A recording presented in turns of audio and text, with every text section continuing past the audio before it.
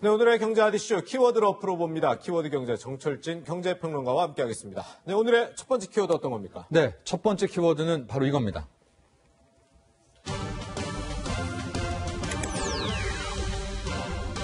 서킷 브레이커. 설마 이게 지금 발동이 됐다는 얘기인가요? 그렇습니다. 어제, 그러니까 예. 오늘 새벽 뉴욕 증시에서 발동이 됐는데요. 네네. 서킷 브레이커. 전력을 차단한다는 뜻 아니겠습니까? 그렇죠. 이게 주식시장이 폭등하거나 네. 폭락했을 때 잠깐 열기를 좀 식히는 거예요. 그래서 이 각 나라마다 기준이 다른데요. 미국 같은 경우에는 S&P 500 기준 마이너스 7%가 되면 일단 15분간 거래를 중단시키거든요. 네네. 근데 바로 어제였습니다. 뉴욕 증시가 1997년 이후 처음으로 서킷 브레이커가 장 시작하자마자 발동이 됐고요. 네. 그래서 마이너스 7%를 찍은 거 아니겠습니까? 이제 15분간 후에 다시 재개장했을 때는 한 5% 정도로 낙폭을 줄이다가 네네. 결국에는 7.79. 2단계 서킷 브레이커는 마이너스 13%거든요. 네. 거기까지는 가지 않았지만 지금 보시면 시장이 저렇게 빠진 겁니다. 네. 일개 종목이 아니라 이제 저렇게 급락한 그런 모양새로 끝이 나는 그런 상황이 됐었고 네. 실질적으로는 뭐 전 세계 증시가 요동을 치게 되고 있었죠. 근데 저 97년도에 무슨 일이 있었길래 저 때는? 당시에는 이제 소위 말하는 외환위기 직전에 요동 쳤을 때 문제였었고요. 우리가 네. 생각하기에는 2001년 9.11 테러에도 일어나지 않았을까 하는 생각이 하지만 예. 그때는 애당초 장 시작도 하기 전에 장을 닫아버렸었습니다. 그런 그런 상황이 있었죠. 정도의 지금 코로나19로 경제에 영향을 주고 있다는 얘기인 것 그렇습니다. 같은데 물론 이게 미국만의 얘기는 아닐 것 같거든요. 그렇죠. 아까 전 세계가 요동을 친다라고 했는데 그러니까요. 유럽도 마찬가지입니다. 네네. 뭐 여러분도 더 잘 아시겠지만 이탈리아 같은 경우에는 전국 국토 봉쇄가 나오고요. 맞아요. 독일에도 확진자 수가 1,000명이 넘는 네. 코로나19 충격파가 유럽 대륙도 강타를 했는데요. 네. 이 때문에 유럽 주식시장 뭐 오늘 새벽에 끝난 장을 보면 역시 뭐 패닉이다 이렇게 볼 수가 있겠습니다. 네네. 각 국가 이제 하락폭을 좀 보면은 이탈리아 같은 경우가 역시 코로나19가 가장 크지 않았습니까? 네. 시장이 11.17%가 폭락을 했거든요. 네. 그러니까 종목에는 15% 20% 하락이 속출했다라는 뜻이고요. 예. 영국도 낙폭이 컸고 그러게요. 독일도 7%대, 프랑스도 8%대 뭐 이런 상황이 펼쳐졌고요. 심지어 금값도 상승폭을 다 반납했습니다. 네. 왜냐하면 주가가 다 빠지니까 뭐 일종의 이제 마진콜이라고 하죠. 손실을 메워야 되니까 수익이 조금 나 있던 금은을 팔아가지고 네. 수익을 메우기도 하고요. 암호화폐 비트코인도 급락을 하고 네. 전 세계가 다 요동을 쳤던 그런 하루였습니다. 그런데 네. 우리 증시는 뭐 선방을 했다고 얘기해야 될지 그렇게 폭락은 안 한 것 같거든요.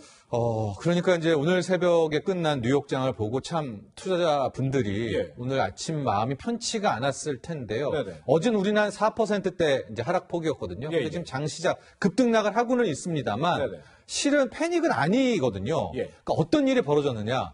오늘 아침부터 상당히 많은 일들이 벌어졌었습니다. 네네. 일단 트럼프 대통령 조금 이따 얘기를 할 텐데 내일 경기부양 대책을 발표한다고 했고 예. 이어 홍남기 경제부총리가 한시적 공매도 금지를 또 발표를 했고요. 예. 한국은행 이제 이주열 총재 같은 경우에는 외환 시장에 또 구두 개입을 하게 됩니다. 네. 그리고 여기에 기관 투자자들이 뭐 주식 투자하는 분들은 우주 대방어 이렇게 얘기를 하는데 네. 지금 뭐 연기금을 비롯해서 기관 투자자들이 시장을 또 이 삼성전자 하이닉스를 필두로 막아내고 있거든요. 네. 그래서 일단 오늘은 그나마 우리는 좀 낙폭이 덜한 그런 모습을 보이고 있는 것이죠. 근데 이런 상황에서 한시적 공매도 말씀해 주셨는데 네. 그 조치를 하는 이유는 뭐예요? 그렇죠. 이제 공매도란 개념이 앞으로 이제 주식을 빌려서 미리 팔고 네. 더 떨어지게 될 경우에는 주식은 주식대로 갚고 네. 나머지 차익을 챙기는 뭐 그런 기법이기도 합니다. 좀 어렵기는 한데 네. 쉽게 말해서 저게 주식을 갚는다라고 생각하시면 돼요. 예. 주식 한 주를 빌려서 60만 원에 미리 팔아놓는 거죠. 네. 근데 주가가 떨어지게 될 경우에는 자기는 한 주만 빌렸잖아요. 네네. 한 주만 갚으면 되는데 50만 원에 사서 갚으면 되지 않습니까? 네. 10만 원은 벌게 되는 저런 구조인데요. 예. 하락장에는 공매도가 기승을 부리죠. 예. 그렇다면은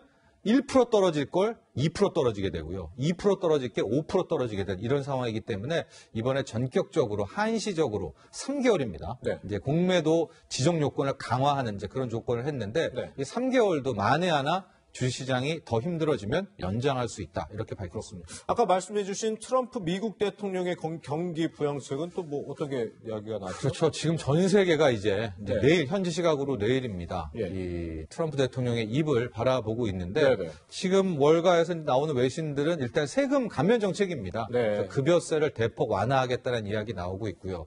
여기에 미중 무역 전쟁의 핵심이었죠. 중국의 고율 관세를 인하해 줄 수도 있지 않겠느냐. 이거 여기서부터 이제 희망사항이겠죠. 예, 예. 얘기도 나오고 있습니다. 이렇게 트럼프 대통령의 경기부양 대책이 내일 나오게 되겠고요. 네. 3월 18일 날 미국의 연준 중앙은행에서는 또 금리를 0.75%포인트, 이미 0.5 했는데 네.